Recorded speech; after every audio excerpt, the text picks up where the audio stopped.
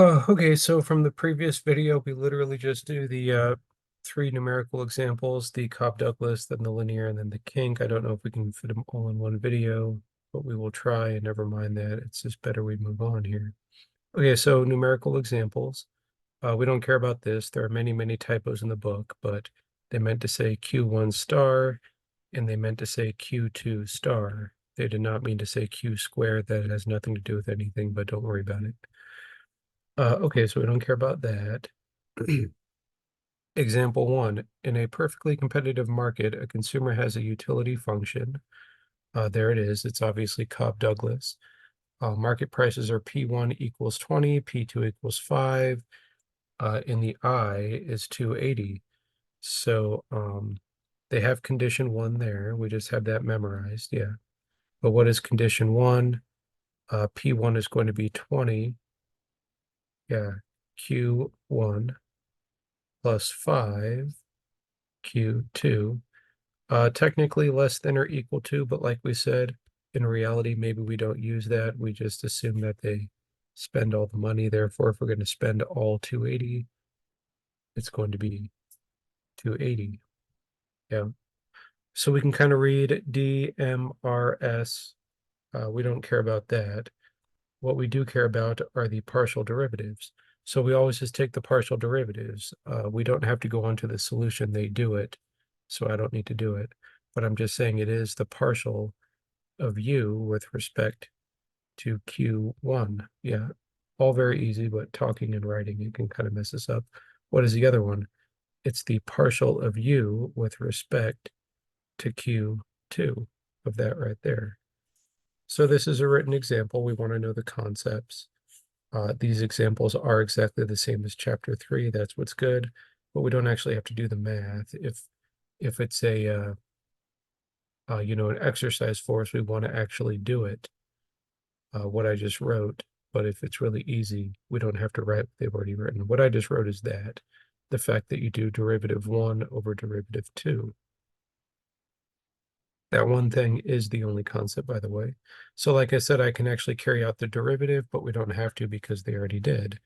So we're just we're talking about that guy, as we know, is that guy. That's the solution. That guy, as we know, is that guy.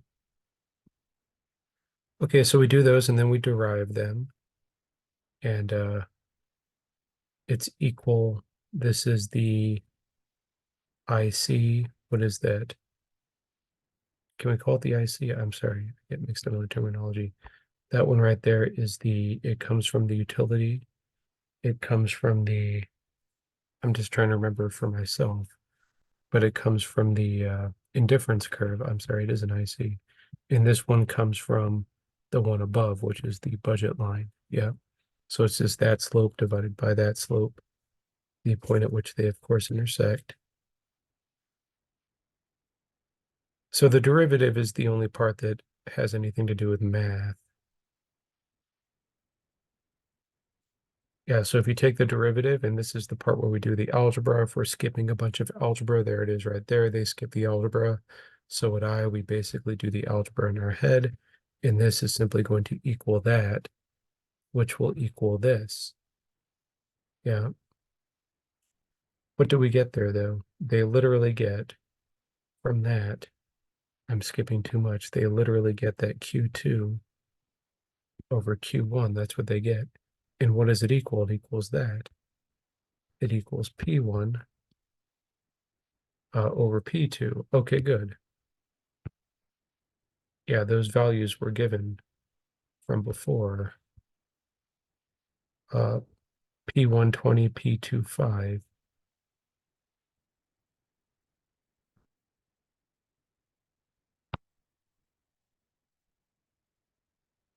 Blah, blah, blah, blah. Q2 over Q1 equals 4.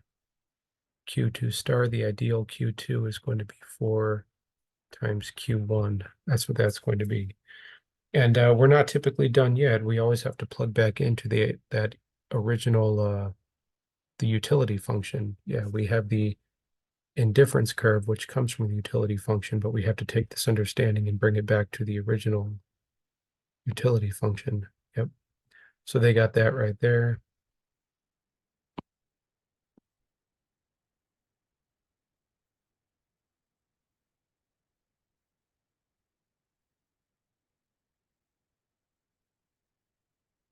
Okay, so let's be a little careful there. I said utility function. I kind of made a mistake in what I said.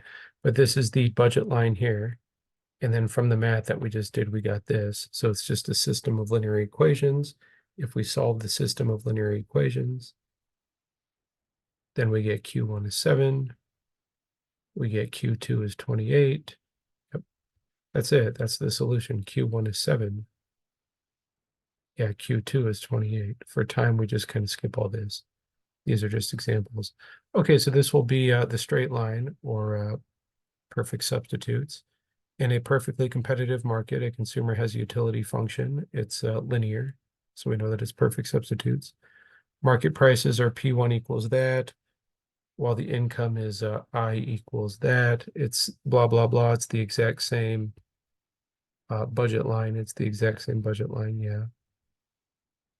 Okay, so remember, the understanding doesn't change. We still want to do the partials, but the partials, it's MU1 over MU2. We do it quickly in our head. The partials for the straight line are just going to be constants, right? What is the partial with respect to Q1?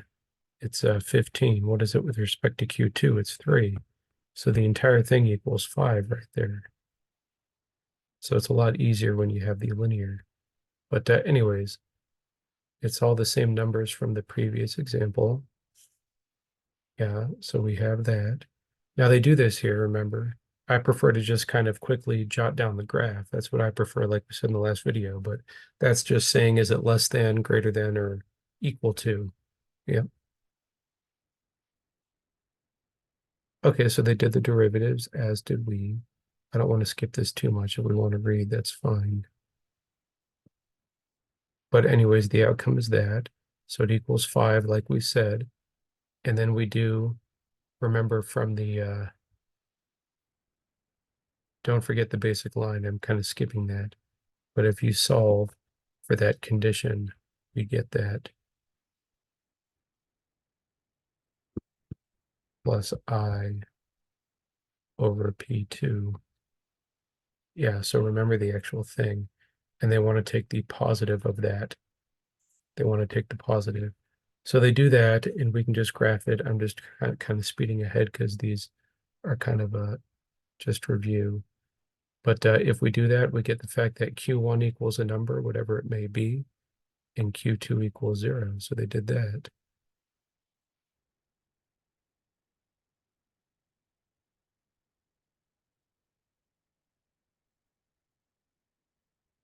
So example 3 is our least favorite. That's going to be the kink. There is one and only one understanding here. Remember, this is proportions. So the thing that all of us can very easily forget is how to write out those proportions. In a perfectly competitive market, a consumer wants to consume, watch out for the spelling errors, exactly 3 units of Q1 with every 2 units of Q2. Yeah, so they make that 3 units of Q1 with every 2 units of Q2. So we have to make that proportion. All the rest of it is exactly the same.